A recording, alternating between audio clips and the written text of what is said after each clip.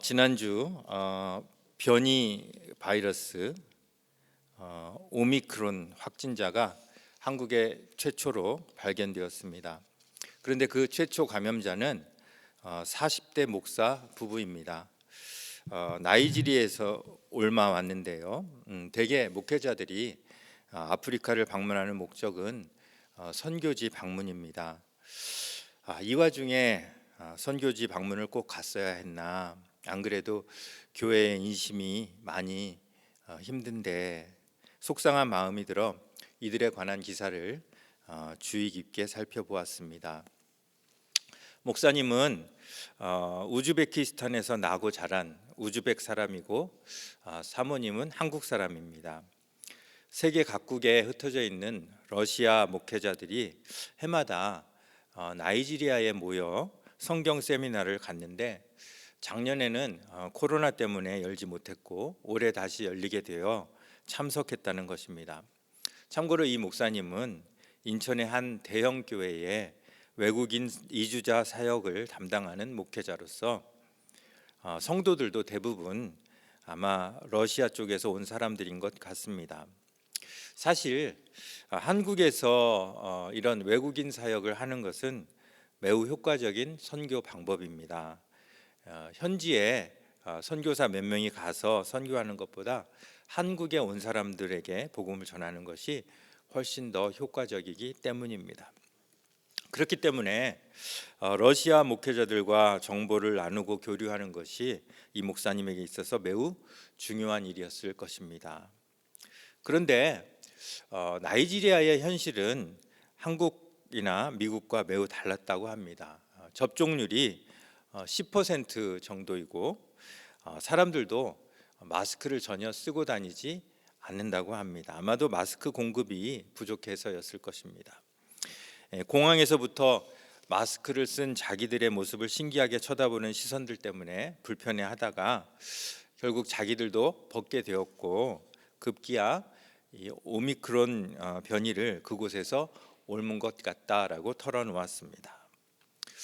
그렇더라도 이 시국에 꼭 거기를 갔어야 하나? 요즘 성경 세미나는 거의 다 비대면으로 하는데 안타까움이 남는 건 사실이지만 그래도 여기까지는 충분히 이해가 되는 상황입니다. 요즘에는 비즈니스, 관광, 친지 방문 등 출입국자가 작년에 비해 많이 늘었기 때문입니다.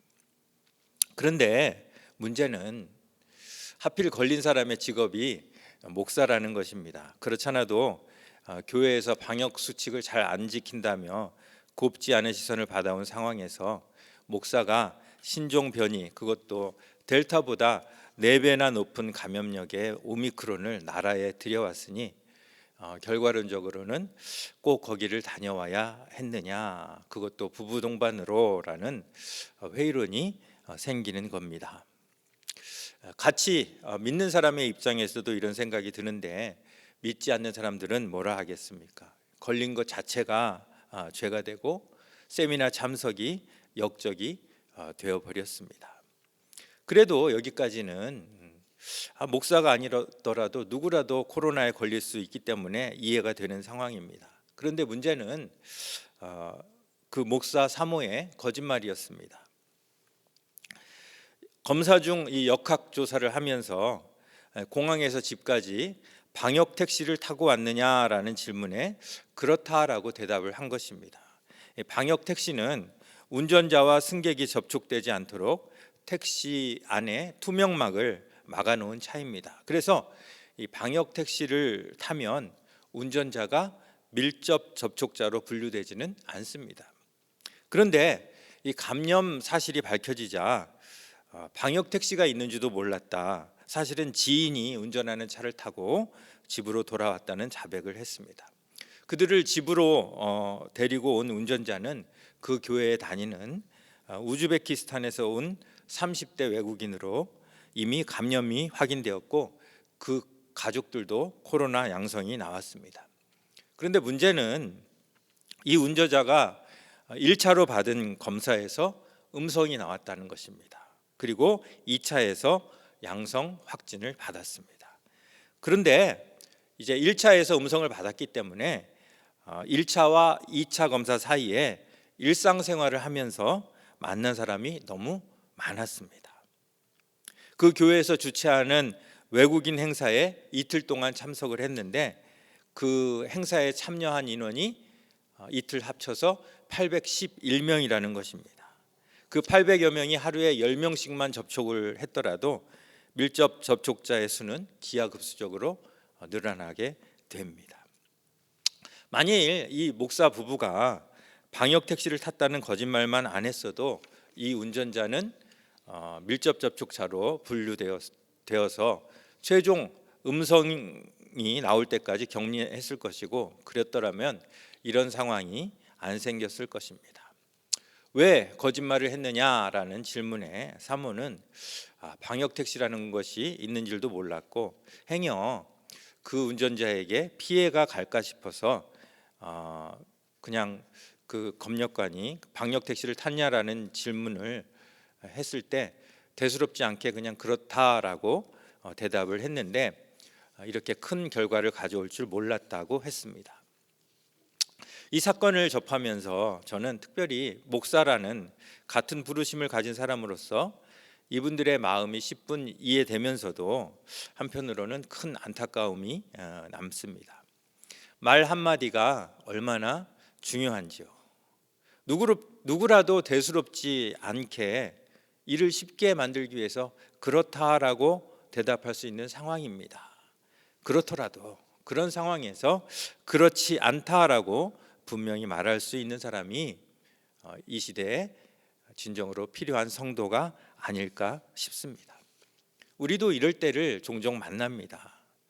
대답하기 곤란할 때 우리는 긍정도 부정도 아닌 애매한 태도로 상황을 모면하기도 합니다. 하지만 마태복음 5장 37절 말씀처럼 오직 너희 말은 옳다 옳다 아니라 아니라 하라. 이에서 지나는 것은 악으로부터 나느니라. 성도의 대답은 예일 때는 언제나 예로, 아닐 때는 언제나 아니라가 되어야 합니다. 적당히 상황을 모면하는 것은 악으로부터 난다라고 성경이 분명히 우리에게 말씀하십니다. 이 목사 부부를 집으로 태워온 운전자는 30대 우즈벡 사람입니다. 외국인 노동자의 한국 생활을 우리가 잘 알지 않습니까? 격리하면서 하루를 쉬게 되면 가족의 생계가 어려울 수도 있습니다. 이 사람을 위해서라면 정말 거짓말이 필요했을 수도 있습니다. 하지만 누구도 예상하지 못한 엄청난 결과 앞에서 우리는 말의 진실성에 대하여 심각하게 돌아보지 않을 수 없습니다. 이 사람들이 정말 나쁜 사람으로 보이십니까? 저는 이 사람들이 저를 비롯한 제 주변 사람들과 별로 다르게 보이지 않습니다. 우리도 저 입장에 선다면 똑같이 대답했을 거라는 그러한 생각이기 때문입니다. 그런데 이렇게 조그만 말 실수가 큰 일을 불러일으켰습니다. 편리하다고, 상황이 애매하다고 그 상황에 맞춰 넘어가는 것은 하나님의 뜻이 아니라는 것입니다. 그래서 예수님은 상황이 어떻든 성도는 말 한마디에도 신뢰를 주어야 한다 말씀하십니다. 마태복음 5장에 이어 우리가 읽었던 야고보서 5장 12절에도 도무지 맹세하지 말라. 어떻게 맹세하지 말라고요? 도무지 맹세하지 말라. 우리 다 같이 어떻게 해요? 우리 고개를 흔들면서 도무지 맹세하지 말라. 시작. 네. 맹세는 언제 하는 겁니까? 한 사람의 신뢰가 실추되었을 때 하는 행위입니다. 성도라면 맹세할 상황을 만들지 말라는 것입니다.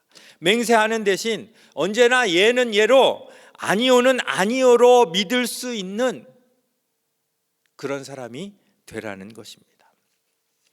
살다 보면 목사라는 직업 때문에 덕을 보는 경우가 종종 있습니다. 엊그제 필라델피아 식사 봉사를 가는 길에 날이 어두워졌습니다. 그래서 헤드라이트를 켰는데 이상하게 한쪽이 안 들어오는 느낌이 들었습니다. 한쪽이 꺼진 채 운행을 하면 경찰에게 잡힐 수 있습니다. 하지만 시간이 다 된 관계로 그냥 목적지까지 갔습니다. 그리고 한쪽이 안 들어온다는 것을 확인했습니다. 문제는 돌아올 때였습니다. 옆에 앉으신 장로님도 경찰을 만날까 봐 신경을 쓰셨습니다. 그런데 제 마음 한켠에는 믿는 구석이 있었습니다. 이곳 경찰은 목사라고 하면 일단 믿어주기 때문입니다. 다른 일도 아니고 홈리스 식사 봉사 때문에 필라델피아 다녀오는 길인데 정구가 나간 걸 오늘 가는 도중 발견했다. 옆에 우리 장로님도 계신다. 반드시 내일 교체할 것이니 봐달라라고 이야기하면 경찰들이 보내줄 것 같았기 때문입니다.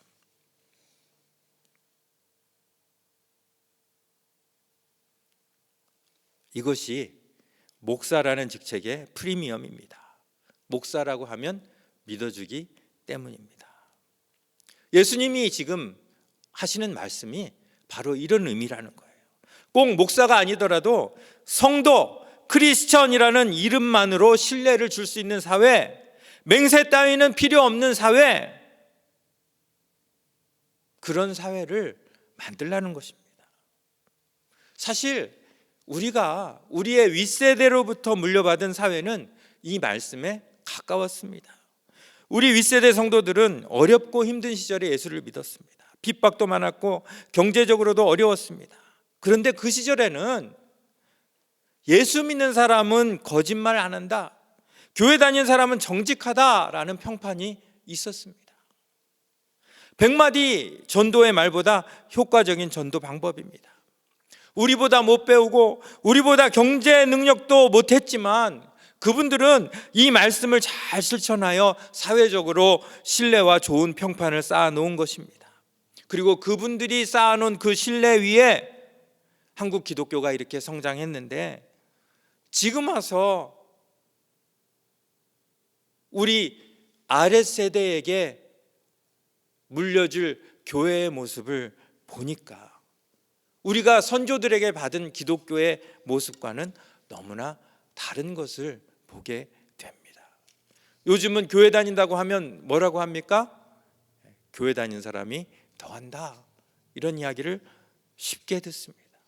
특별히 코로나를 지나면서 지역 공동체는 생각 안 하고 자기 살궁리만 하다가 이 선조들이 물려준 명예와 신뢰는 고사하고 교회는 이기적인 집단이요 문제의 근원이라고 인식되고 있습니다. 이보다 더 큰 전도의 방해가 어디 있을까요? 이런 상황에서 이 오미크론 목사 부부의 거짓말은 여론에 기름을 붓는 격이 되었습니다. 이 사건에 달린 댓글들을 읽어보았습니다. 제가 얌전한 것만 한번 추려봤습니다. 코로나 확산의 주범은 교회다.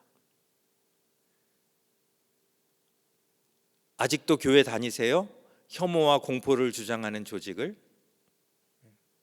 목사 말은 콩으로 메주를 쓴다고 해도 믿을 수 없다. 개신교 보수 꼴통이 또 한 건 했구만. 고비 때마다 맹활약을 펼쳐주시네. 왜 교회만 이러느냐? 너무 이기적이다.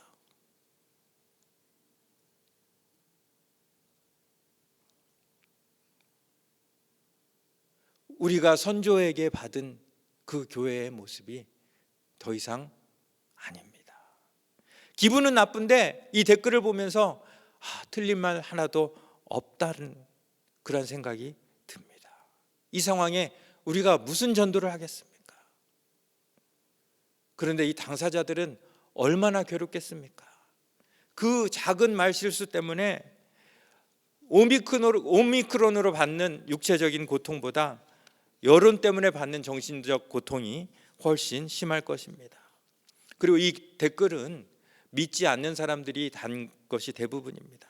그렇다면 믿는 사람들은 이 사건에 대해 어떻게 생각할까요? 며칠 전 올라온 어떤 분의 글을 소개합니다.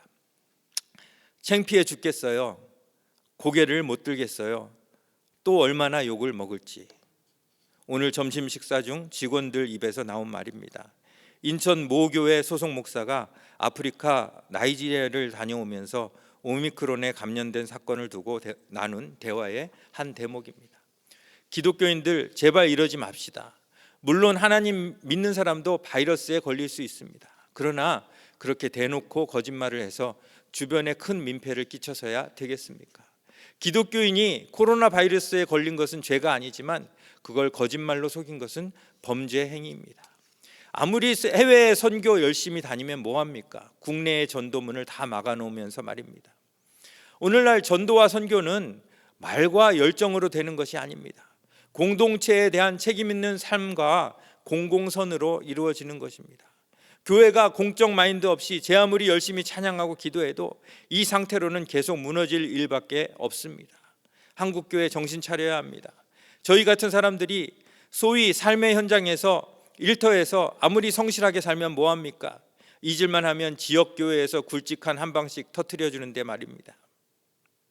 왜 사고는 지역교회가 치고 부끄러움은 사회 한복판에 있는 우리들이 느껴야 하는 건지 잘 모르겠습니다. 아무튼 한국교회는 그 지겨운 전도 타령, 선교 타령 그만하고 지금부터라도 제발 시민 공동체의 공공선을 위해 자제할 것은 자제하고 협조할 것은 협조하고 희생할 것은 희생하면서 책임 있는 일원으로 처신하면 좋겠습니다. 제발 좀.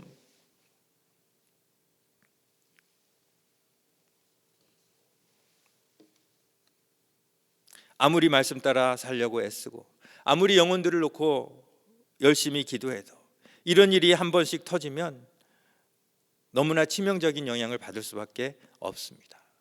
윗세대가 쌓아놓은 신뢰를 한 방에 날려버리는 순간입니다. 신뢰는 쌓기는 어려워도 잃는 것은 순간인데 신뢰 잃는 일을 교회들이 지금 너무 많이 하고 있습니다. 맹세를 아무리 한다 해도 믿어주지 않는 그러한 지경에 이르는 것입니다. 어떻게 전도가 되겠습니까? 여러분, 이 큰 재앙의 시작이 아주 작은 거짓말로부터 나왔다는 것입니다. 거짓말로 상황을 모면하는 결과를 똑똑히 봐야 합니다. 예는 예로, 아니오는 아니오로 말했을 때 서로 신뢰할 수 있는, 서로 믿어줄 수 있는 그런 교회와 성도가 되어야 합니다.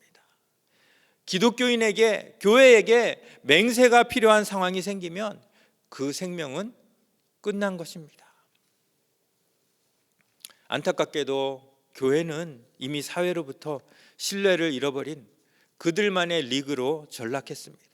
누구도 오고 싶지 않은 광신적이고 이기적인 집단이 되어버린 것입니다.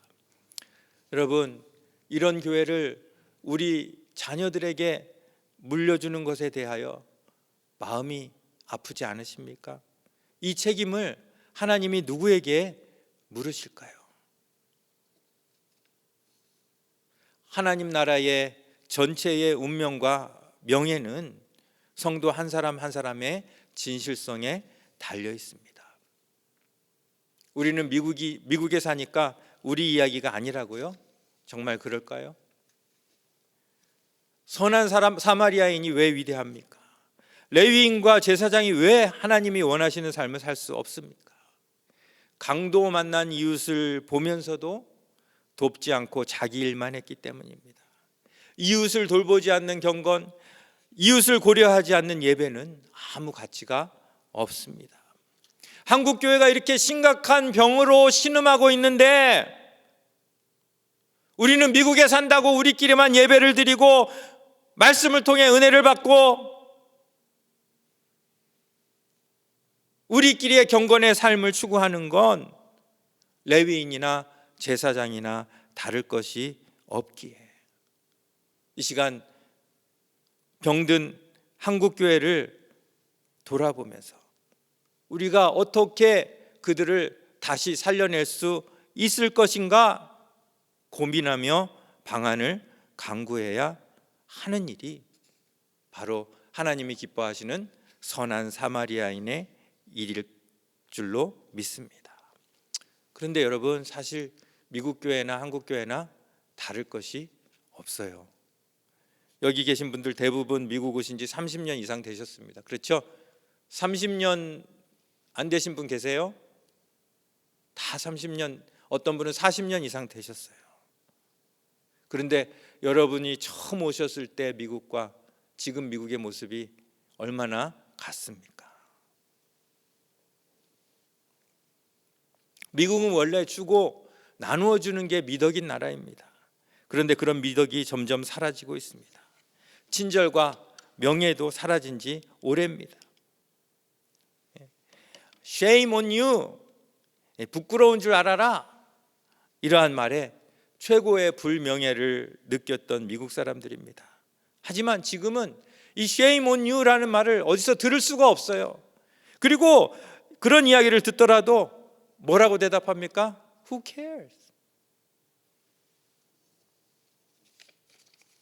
물질 만능이 되어서 명예보다 물질, 믿음보다 물질, 친절보다 돈이 우선하는 사회가 되었습니다.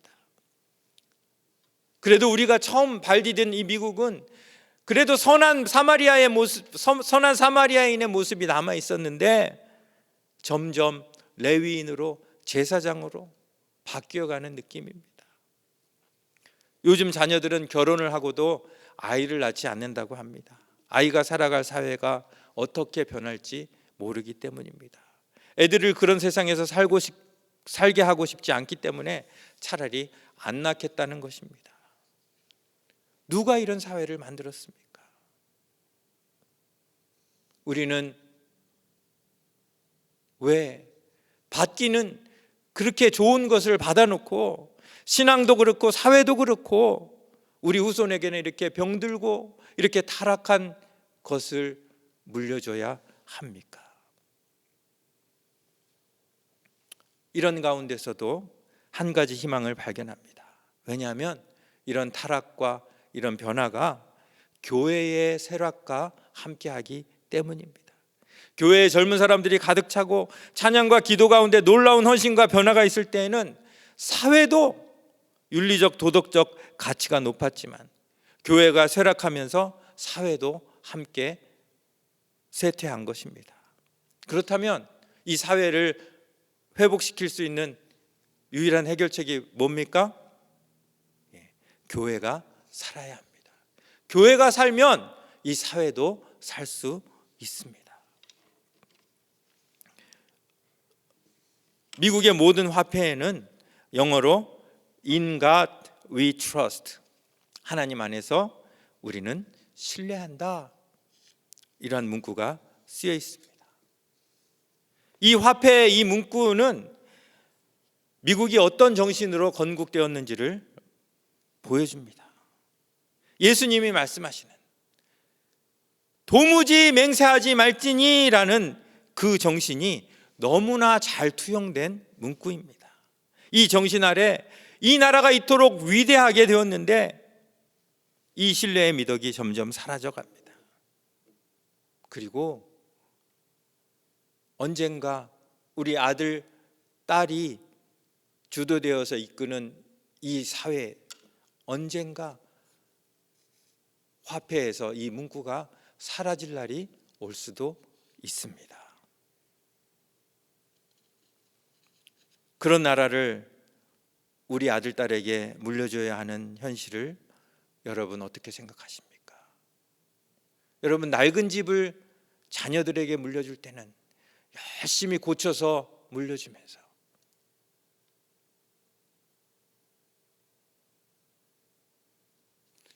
차를 자녀들에게 물려줄 때는 잘 타고 다닐 수 있도록 잘 고쳐서 물려주면서,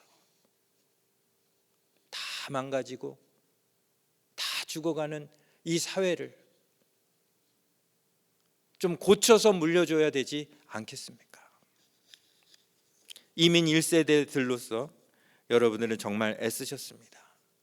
아이들을 잘 키워냈고 무엇보다도 교회를 잘 섬기셨습니다. 그렇지만 나와 내 가족 우선으로, 그리고 마이너리티로 살다가 보니 사회적 흐름에 민감하지 못했고 주도적으로 무슨 일을 할 수도 없었고, 정말 In God we trust, 하나님 안에서 우리가 신뢰하는 사회를 만드는 일은 우리의 일이 아닌 백인들이 하는 일이라고 생각하며 소극적으로 살아온 것이 사실입니다. 소수민족, 마이너리티, 영어도 잘 못하고 이제 은퇴할 날도 얼마 남지 않았는데 우리가 할 수 있는 일이 뭐가 있겠습니까?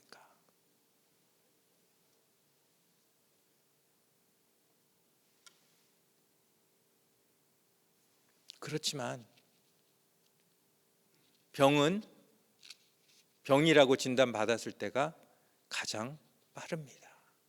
이제부터라도 우리의 가치가 어디에 있는지, 우리가 왜 이 땅에 보내졌는지를 다시 생각하지 않으면 이미 물이 새고 있는 이 미국이라는 거함은 머지않아 좌초하고 말 것입니다. 그 첫걸음이 바로 우리의 정직한 말 한마디입니다. 여러분들에게 목회자로서 제가 축복하며 부탁드립니다. 아멘으로 대답해 주시기 바랍니다. 여러분들은 언제나 신뢰를 주는 사람이 되시기를 바랍니다. 그리고 내 유익을 위해 사회적 가치를 버리기보다는 사회적 가치를 위해 내 유익을 과감히 희생할 수 있는 사람이 되시기 바랍니다. 우리 다 같이 영어로 한번 읽어볼까요? 시작. In God we trust. 다시 한번 시작. In God we trust. 하나님 안에서 신뢰하는 사회를 다시 찾기 위해서는 무엇가 살아야 한다고요? 교회가 살아나야 합니다. 그리고 그 교회를 살리는 일을 우리 길교회가 좀 먼저 했으면 좋겠습니다. 비록 많은 숫자가 모이지 못하지만 그래도 여기서라도 우리가 시작할 수 있었으면 좋겠습니다.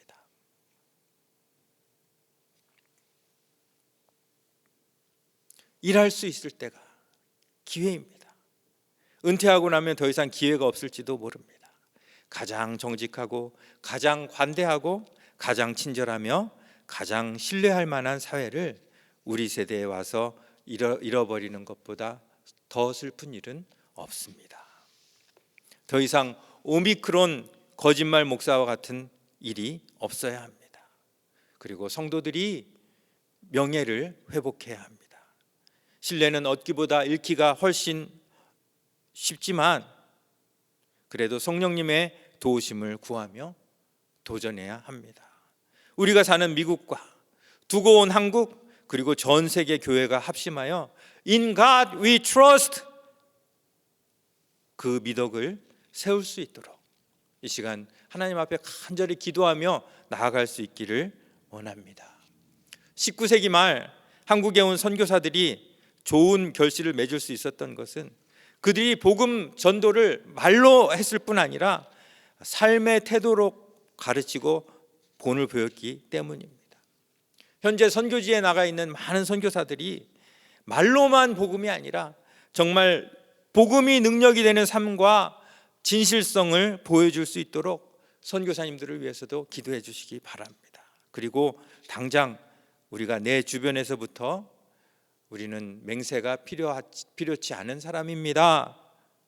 In God we trust의 삶을 시작하겠다고 다짐하는 그런 기도를 우리 다 같이 드리도록 하겠습니다. 우리 다 같이 한 목소리로 기도.